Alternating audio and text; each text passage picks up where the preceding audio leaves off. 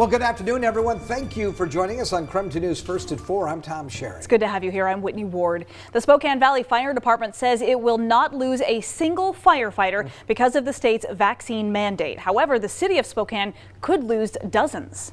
So KREM 2's Amanda Rowley is investigating tonight what the difference is between these two agencies. Amanda? Hey, good evening. Last week, the city of Spokane reported it could lose 48 firefighters due to the state's vaccine mandate. But today, that number dropped to 38 after 10 firefighters withdrew their exemption requests. Now, Spokane is offering 6 accommodations, which offer different levels of benefits, including pay time off and pathways back to employment if the employee chooses. But either way, all 6 result in either the employee getting vaccinated or leaving their job. But the Spokane Valley Fire Department found a way to accommodate its 22 exempt fire personnel without losing a single employee. It's offering to reassign exempt personnel to a different station within the department, require daily COVID-19 testing, and N95 masks must be worn while on duty. When I asked why the city of Spokane cannot offer the same accommodations, spokesperson Brian Coddington said its volume of exemption requests is the biggest factor. The number of firefighters that we got requesting exemptions was 6 of the departments around I know there's been comparison to other departments around the state. Other departments that I'm aware of have not had that volume of requests for exemptions that we've had. So to be clear, the city of Spokane had a total of 52 exemption requests submitted and approved. Spokane Valley had 22. Now, Coddington says cost and public safety are other reasons why the city is sticking to its 6 accommodations, even though the city continues to discuss options with firefighters and their union. Coddington says it is unlikely the accommodations will change. Now, earlier today, I also had a chance to talk with the president of the Spokane Firefighters Union. I'll be sharing his thoughts on the compare and contrast between the city of Spokane and Spokane Valley Fire Departments tonight at 5. Reporting in downtown Spokane, Amanda Rowley, KREM 2 News. All right, Amanda, thank you very much. In the meantime, a Spokane County Fire District 8 firefighter will learn if he will lose his job over this vaccine mandate tonight. Yeah, that decision is supposed to be announced during a special commissioners meeting of Fire District 8 this evening at 6. So those 3 commissioners are set to decide on if Corey Miles, who works as a firefighter and paramedic, will be provided with an accommodation. This comes after he applied and was approved for a religious exemption to the vaccine mandate. The district had previously said that they would be unable to provide an accommodation that would allow Miles to safely work while remaining unvaccinated. Well, at a meeting on September 28th, dozens of community members spoke in support of Miles keeping his job. That meeting ended with the commissioners saying they would meet with lawyers in an attempt to provide Miles with a safe accommodation that would allow him to stay with the department.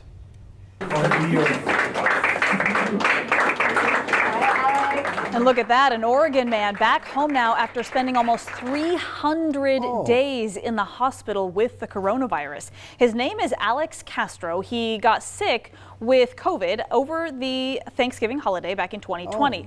By Christmas, he was on an ECMO machine, which pumped his blood for him outside of his body. Patients are usually on this machine for maybe a couple weeks up to a month. He was on it, though, for 108 days. What makes his homecoming, though, even more special, he made it home in time for his 22nd wedding anniversary. I love it so much. Like you know, love it. Now, Providence said it doesn't have a final bill amount that it can discuss. However, a spokesperson for Providence said whatever Alex's insurance doesn't pay, the hospital will cover. Wow. That's incredible. That is an incredible. Almost a year. Yes, that's what I was thinking. That is, wow. Yeah, puts things in perspective a little more. Yeah, the stress and, you know, everything. Just, it does put everything in perspective. Yeah, wow. Well, glad that he's home now. They'll celebrate Thanksgiving no this kidding, year. absolutely. It's something to be really thankful for. Absolutely. Did you see him? The Northern Lights? Yeah, I didn't even come close, but I really wanted to. That's like a thing on my bucket list. I've always wanted to see the Northern Lights. Why can I not see them ever? I've seen them twice. Are they and great? It was, oh, they are. Yeah. But it's only by accident. Every Really? time there's a forecast that they might be out there, then I'm always saying to myself, oh no, I can't ever see them. I never see them. So these are viewer pictures right here that you're seeing of the Northern Lights last night. Just spectacular pictures, as you can see, all across the area. Really was. It's the Aurora Borealis, and some folks, yeah, that's the picture that was sent to me, as a matter of fact, and that one was using, as you could see, just that kind of what's the high photography? Exposure kind of thing, where exactly. yeah, but long still exposure, yeah. Anyway, pretty fabulous, right? Okay, we are tracking rain and snow showers tomorrow morning. Oof. When do they arrive? Here we go. By 8 o'clock, 8:30 tomorrow morning, that area you see shaded in blue, that is wet snow, and the green is rain. So snow across the area tomorrow. It shouldn't stick, as temperatures will be above freezing. Then it will just change over to plain old rain as we get into the late morning and into the afternoon hours. Mostly dry on the east slopes of the Cascades, but it'll be mostly wet along the Washington and Idaho border. 52 degrees, that's the current temperature right now. It was an absolutely beautiful fall day. Not much in the wind department. Tonight we'll look for an overnight low of 35. Again, those morning rain and snow showers expected, and then just plain old rain showers in the afternoon. It is going to be a chilly Wednesday with a daytime high of 46 degrees. We take a look at your weekend forecast. I've got mostly cloudy skies on Saturday, but a high of 60, and there's a slight chance of a few showers on Sunday. Still rather mild, though, for October. We'll look for a high of 57 degrees. I'll check the rest of your extended forecast coming up in a few minutes. All right, we'll bundle up for tomorrow. Thank you very much. New at 4 tonight, a local hotel is looking for solutions to issue them and other businesses. They are now struggling with workers and patrons feeling unsafe downtown. They say it's because of people who are experiencing homelessness who are trespassing at those businesses. Nicole Hernandez talked with the owner of one hotel downtown who says he has issues daily. Nicole? Yeah, good evening, guys. So one of the big problems this hotel is facing is with this cave right here. People come in and take shelter here in this cave, causing issues for them. So back last year, because of a campfire that was under here, it lit fire to their natural gas line, causing flames to shoot out of this cave here. I ended up closing down Division here, which is a street we're right next to, and it also caused the hotel to partially evacuate. So obviously that is a huge disturbance for the hotel, but they also deal with little small disturbances every single day. So one of the things hotel staff has to actually do to help prevent some of these things is they keep most of their doors locked during the day.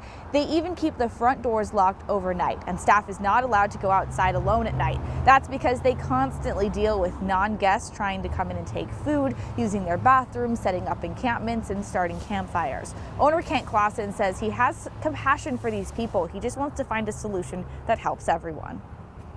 We don't have issues anywhere near as significant elsewhere as we do here. It's really no comparison.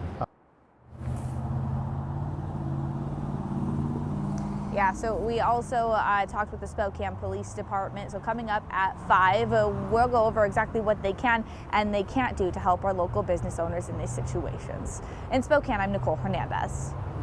All right, Nicole, thank you very much. And still to come tonight, our very own Laura Papetti is going to be joining us about a program that is helping kids right here in our community. Plus, Tom's Turkey Drive t-shirt contest is still going on.